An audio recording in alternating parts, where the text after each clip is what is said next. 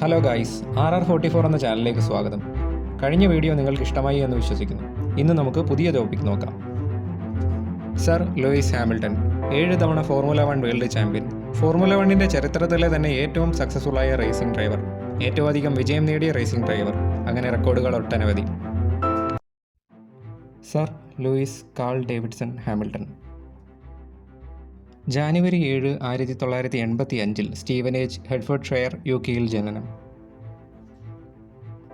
ഹാമിൽട്ടൻ്റെ career വളരെ interesting ആണ്. മിക്ക ചാമ്പ്യൻഷിപ്പുകളിലും അദ്ദേഹം വിജയിച്ചു. കുട്ടിക്കാലത്ത് കാർട്ടിംഗ് റേസുകളിൽ നിന്ന് തുടങ്ങിയ ഹാമിൽട്ടൺ ഇപ്പോൾ ഫോർമുല 1ലെ ഏറ്റവും സക്സസ്ഫുള്ളായ റേസിംഗ് ഡ്രൈവറായി നിൽക്കുന്നു. പിതാവ് ആൻ്റണി ഹാമിൽട്ടണും മാതാവ് കാർമെൻ ലാർബൈലെസ്റ്ററുമാണ്. ഹാമിൽട്ടൺ 5 വയസ്സുള്ളപ്പോൾ പിതാവ് റേഡിയോ കൺട്രോൾഡ് കാർ സമ്മാനിച്ചു. തുടർന്ന വർഷം ഹാമിൽട്ടൺ നാഷണൽ BRCA ചാമ്പ്യൻഷിപ്പിൽ രണ്ടാമതായി ഫിനിഷ് ചെയ്തു. അഡൽട്ട് കോമ്പറ്റീഷൻ ആയിരുന്നു ഇത്. 6 വയസ്സുള്ളപ്പോൾ ക്രിസ്മസിന് ഗോ കാർട്ട് അച്ഛൻ സമ്മാനിച്ചു. അച്ഛൻ്റെ സപ്പോർട്ട് വളരെയധികം ഉണ്ടായിരുന്നു.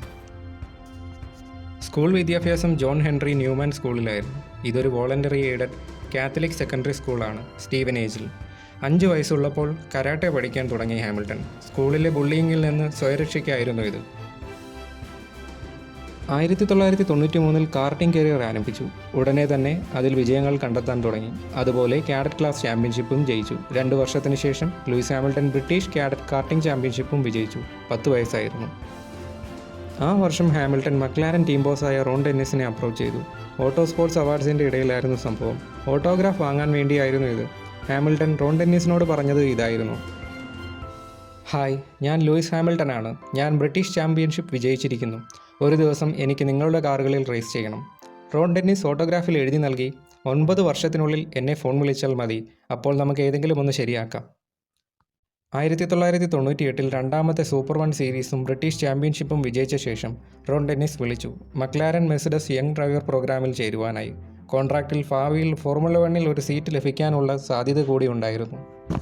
അതുവഴി ഫോർമുല 1ൽ എത്തുന്ന ഏറ്റവും പ്രായം കുറഞ്ഞ ഡ്രൈവറാകും ഹാമിൽട്ടൺ ആ കാലഘട്ടത്തിൽ. ഹാമിൽട്ടൺ തൻ്റെ കരിയർ മുന്നോട്ട് കൊണ്ടുപോയി.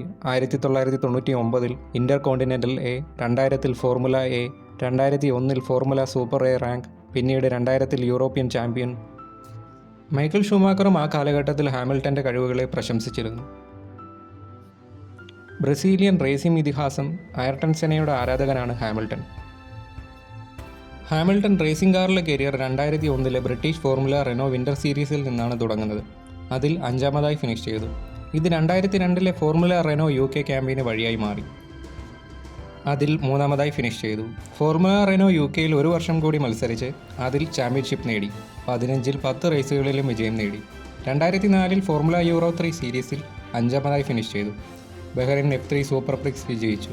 മക്കാവ് F3 GP 2 പ്രാവശ്യം റേസ് ചെയ്തു. വില്യംസ് ടീം ഹാമിൽട്ടനെ സൈൻ ചെയ്യേണ്ടതായിരുന്നു. പക്ഷേ എഞ്ചിൻ സപ്ലയറായ BMW ഫണ്ട് ചെയ്യാൻ തയ്യാറല്ലായിരുന്നു. ഹാമിൽട്ടൺ മക്ലാരനായി വീണ്ടും സൈൻ ചെയ്തു. ഫോർമുല 1 ടെസ്റ്റ് 2004 സിൽവർ സ്റ്റോണിൽ മക്ലാരൻ ടീമുമായി നടത്തപ്പെട്ടു. 2005 യൂറോ സീരീസ് ചാമ്പ്യനിൽ 20 റൗണ്ടിൽ 15 വിജയിച്ചു. 13 പോൾ പൊസിഷനും നേടി. 2006 ഹാമിൽട്ടൺ GP2 സീരീസിൽ പങ്കെടുത്തു. ഡെബ്യൂ സീസണിൽ തന്നെ GP2 ചാമ്പ്യനായി മാറി. ഫോർമുല 1ൻ്റെ മുന്നോടിയായിട്ടുള്ള സീരീസാണിത്. GP2 ഇപ്പോൾ ഫോർമുല 2 എന്നറിയപ്പെടുന്നു. അതിനുശേഷം 2007 മക്ലാരൻ ടീമിൻ്റെ ഒപ്പം ഫോർമുല 1ൽ പ്രവേശനം. ഡെബ്യൂ സീസണിൽ തന്നെ ഹാമിൽട്ടൺ എല്ലാവരെയും അത്ഭുതപ്പെടുത്തി. 2007 ഓസ്ട്രേലിയൻ GPയിലായിരുന്നു ഡെബ്യൂ റേസ്. ആദ്യ ജയം കനേഡിയൻ GPയിലായിരുന്നു. ആ സീസണിൽ 4 വിജയങ്ങൾ കരസ്ഥമാക്കി. മോട്ടോസ്പോർട്ടിൻ്റെ ഏറ്റവും മുകളിലായ ഫോർമുല 1ൽ അദ്ദേഹം മികച്ച പ്രകടനം കാഴ്ചവെച്ചു. ആ സീസണിൽ 2ാമതായി ഫിനിഷ് ചെയ്തു.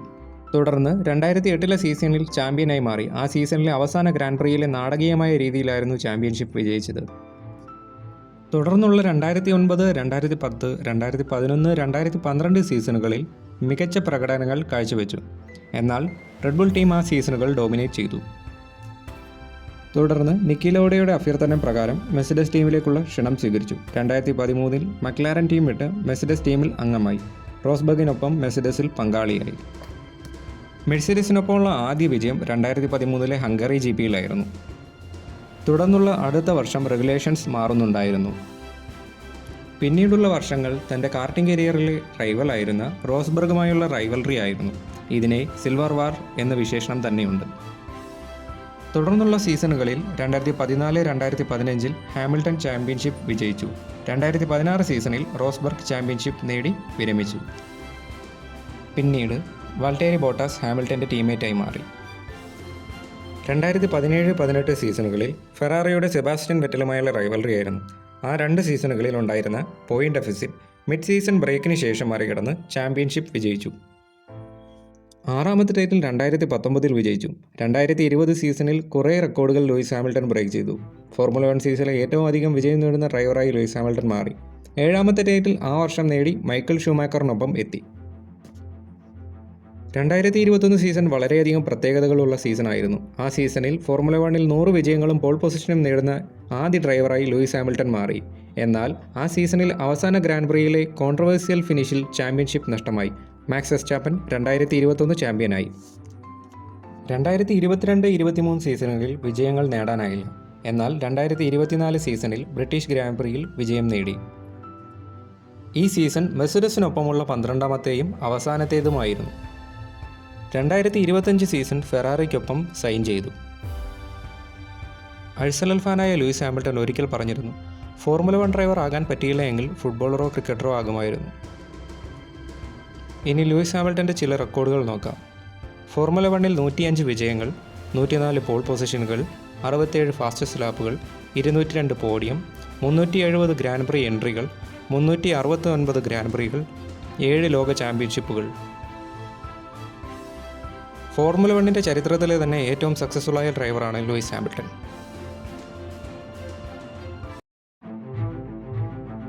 അപ്പോൾ ഗൈസ്, ഈ വീഡിയോ നിങ്ങൾക്ക് ഇഷ്ടമായി എന്ന് വിശ്വസിക്കുന്നു. ലൈക്ക്, കമൻറ്റ്, ഷെയർ, സബ്സ്ക്രൈബ് കൂടി ചെയ്യാൻ മറക്കണ്ട. നിങ്ങളുടെ സജഷൻ കമൻറ്റ് ചെയ്യണം. പുതിയ ടോപ്പിക്കുമായി വീണ്ടും കാണാം.